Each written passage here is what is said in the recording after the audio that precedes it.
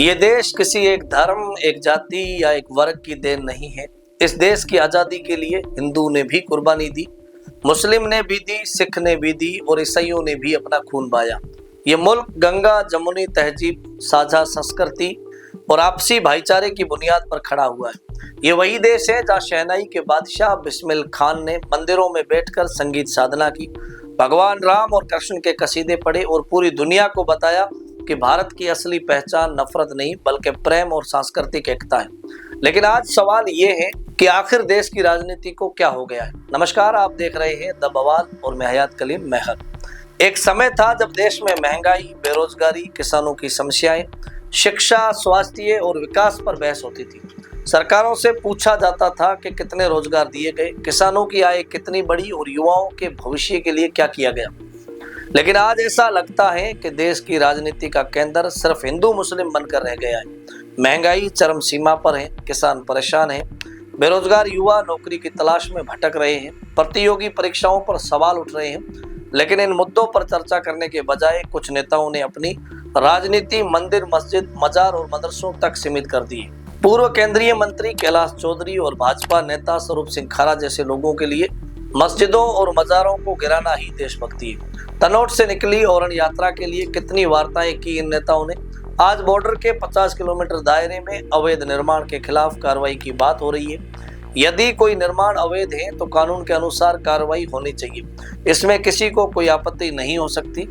लेकिन सवाल तब उठते हैं जब लोगों को ये महसूस होने लगे कि कार्रवाई चुनिंदा तौर पर सिर्फ मस्जिदों और मजारों को निशाना बनाकर की जा रही है और कुछ नफरती नेता इसी को देशभक्ति का प्रमाण पत्र बताने लगते हैं। सोशल मीडिया पर कुछ युवा लिख रहे हैं, देश की सुरक्षा से कोई समझौता नहीं होना चाहिए।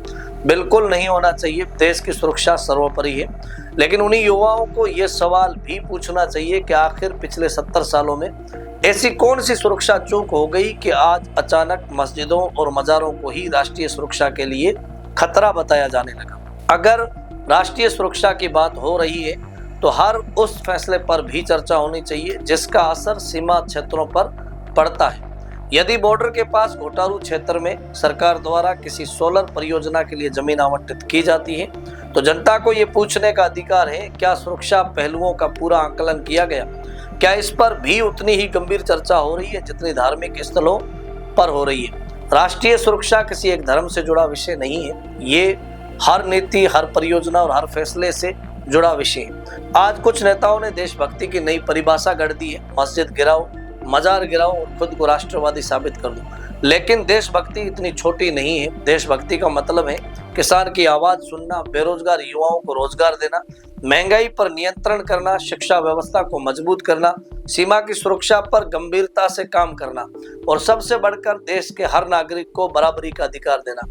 क्योंकि ये देश नफरत से नहीं बना था। ये वह देश है जहाँ एक मुसलमान कलाकार बिस्मिल खान राम और कृष्ण की महिमा गाता है, जहां मंदिरों की घंटियां और मस्जिद की अजान मिलकर भारत की पहचान बनाती है। याद रखिए, देशभक्ति किसी धर्म से नफरत करने का नाम नहीं है। देशभक्ति का मतलब है देश के हर नागरिक के सम्मान, संविधान की मर्यादा और भारत की साझी विरासत की रक्षा करना। जब राजनीति आपसी हिंदू मुस्लिम में उलझा दे तब महंगाई, बेरोजगारी, किसानों की समस्याएं और शिक्षा जैसे असली मुद्दे पीछे छूट जाते हैं। और जब असली मुद्दे पीछे छूट जाते हैं तब लोकतंत्र कमजोर होता है। भारत की ताकत मंदिर और मस्जिद गिराने में नहीं है बल्कि हर धर्म और हर नागरिक को साथ लेकर आगे बढ़ने में। यही भारत की आत्मा है और यही सच्ची देशभक्ति।